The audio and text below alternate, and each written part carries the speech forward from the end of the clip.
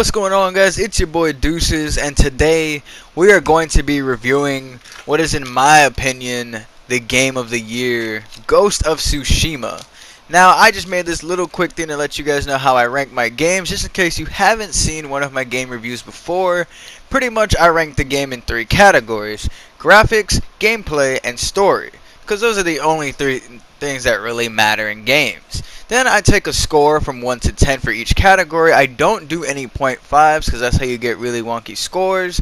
Then I take the three scores, add them up, and then find the mean, and that is our final score for the game. So, let's get right on into it with our first category, the graphics.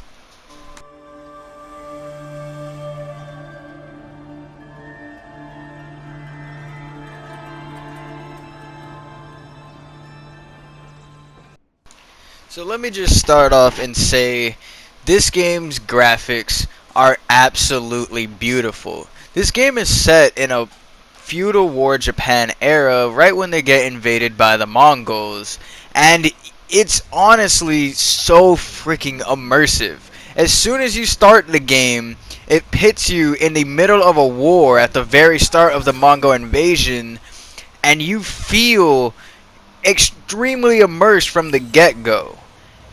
And that is partly due to the graphics, because they are just so beautiful. The way the flame animates, the way the leaves flow, the way everything looks.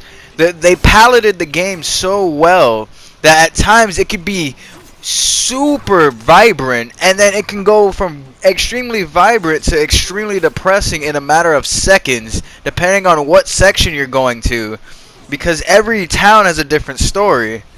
Some towns have been completely ravaged and burned to the ground by the Mongols, while other towns have been turned into outposts. And what's really cool is once you clear a town, it usually clears up everything about it, such as, it being just a complete wasteland. You'll see it go back to a nice farmland.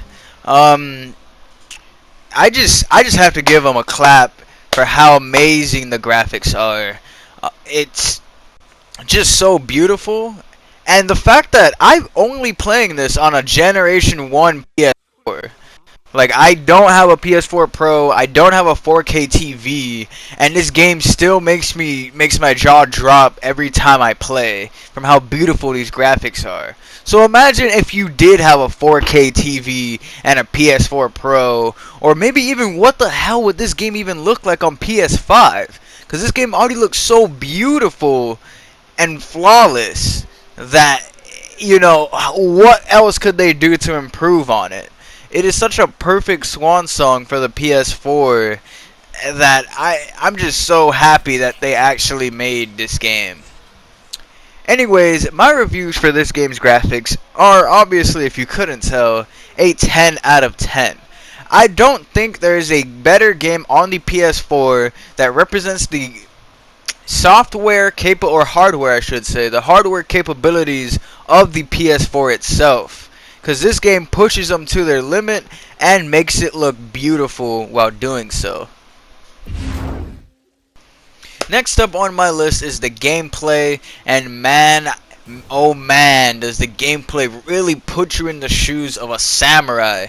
But not only that, because later in the game, you also get to become kind of like a ninja samurai, which, if you're a huge lover of like Japanese culture and just samurai and ninja movies, it's honestly amazing. Like, you feel so cool, being able to have choices. You can straight up come behind someone and assassinate them, or go face to face and have a standoff with them and fight everyone man to man like an honorable samurai. Or just throw little poison darts into their neck like a ninja. It has such a nice blend of gameplay, and it's honestly all dependent on what you want to do. And don't even get me started on the mythical stances, because something in games I really don't like is the fact that enemies have so many unblockables, meanwhile we have none. This game said, screw that, the players will get unblockables as well.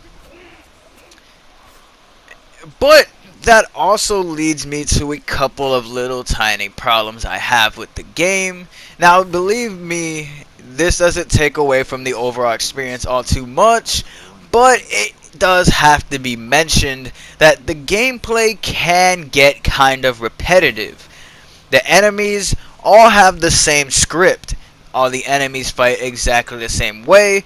If you fought one sword guy, you fought all the sword guys. If you fought one spear guy, you fought all the spear guys. Which is honestly very saddening because I was hoping that later in the game we would get different scripts for characters, you know, like the beginning of the game is maybe like the more novice sphere and sword users, and then later in the game we start getting the masters that actually start picking up on our moves and reading us a little bit.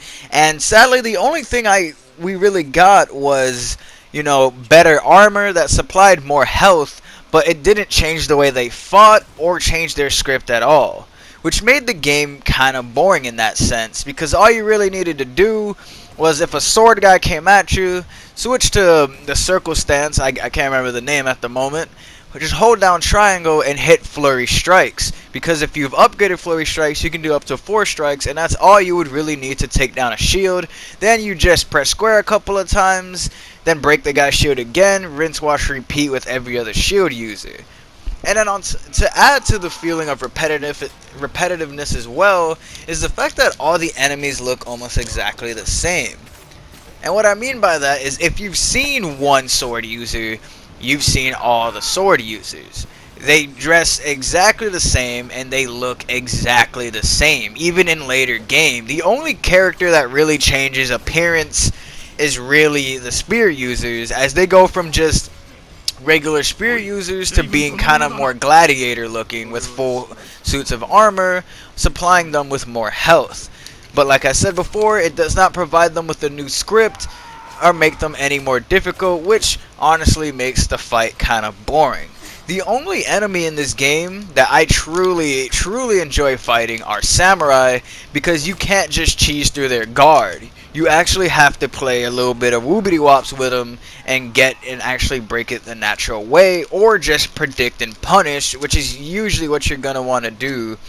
Especially once you get some mythical moves like the Heavenly Strike and stuff, they will get a little bit easier. But as I've said, because of kind of the repetitive gameplay as well as the repetitive enemies, adding to just the feeling of just repetition, I have to drop the gameplay down to a 9 out of 10. And this doesn't, I don't mean to take away from the overall game or anything, but it's just, they need to fix that. They need to fix that issue. Improve the scripting a little bit for the enemies to add a little bit more replayability, and also just change them up a bit. Like, I'm tired of seeing the same bald sword guy. Put some hair on him. Put some blonde hair on him. Change the outfit a bit, you know. Have them, maybe one of them shirtless. Have with some tattoos. Maybe shirtless without tattoo. You know, just a little bit of, you know, a little bit of change. That way stuff doesn't feel so repetitive so fast.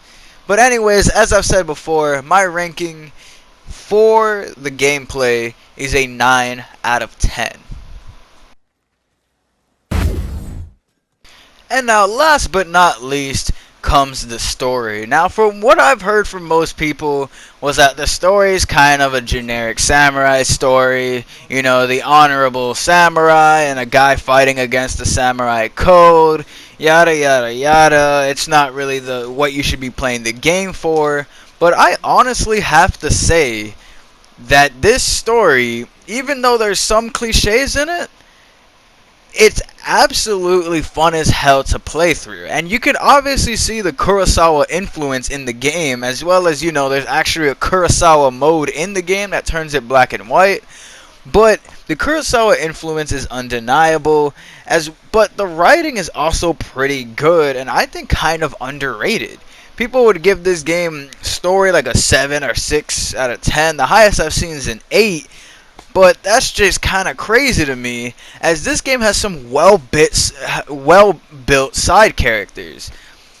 Yuna, the lady that saves you at the beginning of the game, is honestly a really cool character. She has her own troubles, and she just, you know, is trying to take care of her and her brother. She spends the whole game trying to leave with her brother and just because of the events of the game, sadly that does not come into fruition.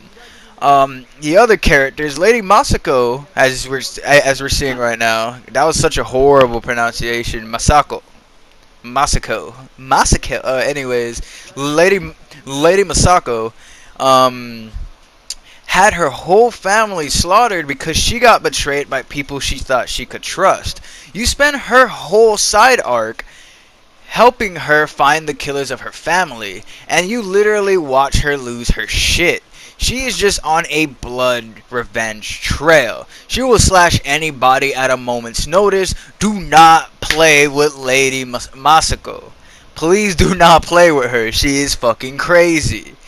Then we have Sensei Ishikawa, who is an archer who trained a really poor girl, who ended up, as soon as the Mongols invaded, instead of them killing her, she showed her skills to them and ended up becoming one of their higher ranking leaders. I believe a lieutenant or something of the sort you could compare it to.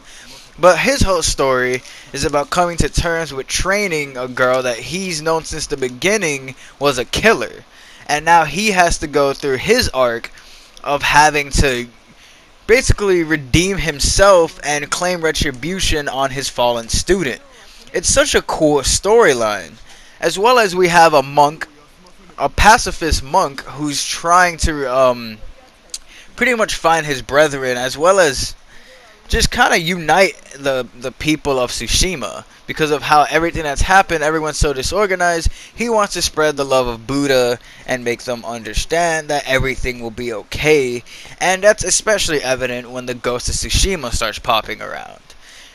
The side stories and side characters are so well built in this game, you end up falling in love with them. And I played this game in full Japanese dub.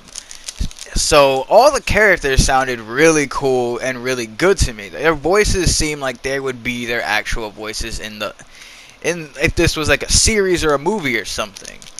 But onto the main story. This is pretty much a samurai redemption story, as our main character goes against the warrior code and starts implementing actions that a ninja typically would, as I've mentioned before with the in the gameplay section.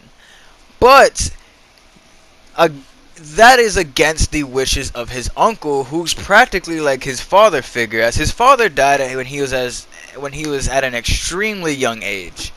So he practically got raised by his uncle. His uncle trained him in the Bushido way, the warrior code, and he's blatantly going against that, which means he's blatantly going against the Bushido and going against the samurai as a whole, making him an enemy of the state he once tried to protect. But he comes to terms with his choice, and he decides that being the ghost of Tsushima is a lot more important than following the dogged view of the Bushido code. It is quite one hell of a story that actually you'll feel yourself changing throughout the thing. Because what would you do? Would you stick to the Bushido code just to please your father, or would you do what was necessary for the people for the island that you grew up on and your father died protecting? There's just so many in and if or buts, but I have to give this game, this story, a 9 out of 10. Because it is extremely good, but it does kind of get hit by a lot of the tropes. A lot of things that happen in the story are very predictable, and if you've seen a couple of samurai films before, then you could probably see a lot of the stuff that's about to happen in the story. So I'm going to give this story a 9 out of 10. Now, after all the categories are done, this game gets a 9.3 out of 10. I wasn't expecting a non-solid number, but we are where we are, and I don't want to round it down to 9 because this game is so damn good. Like, it's just that freaking good. If they could honestly just fix the scripting issues with the enemies, make them seem less repetitive, I think this game would be a flawless 10 out of 10. But this game is still getting updates constantly. I believe it's had about 6 updates, 5 or 6 updates since the game has dropped. So hopefully by the end of the year, or maybe, give them some time, we'll see much better AI scripting, and this game will be a flawless 10 out of 10. But it is for damn sure close. It is damn sure close. Anyways, let me know what you guys think down below. Do you guys think I rated the game too high? Do you think I rated the game unfairly? Or do you think I rated it just right? And if you guys enjoyed this video, please subscribe and check out any of the other number of videos I've done. I've done reviews, I do gameplays, I do whatever on this channel. I do everything. I do it all, baby. They don't call me the Yorozuya of YouTube for nothing. Anyways, this has been Deuces, and I'll check you guys out next time.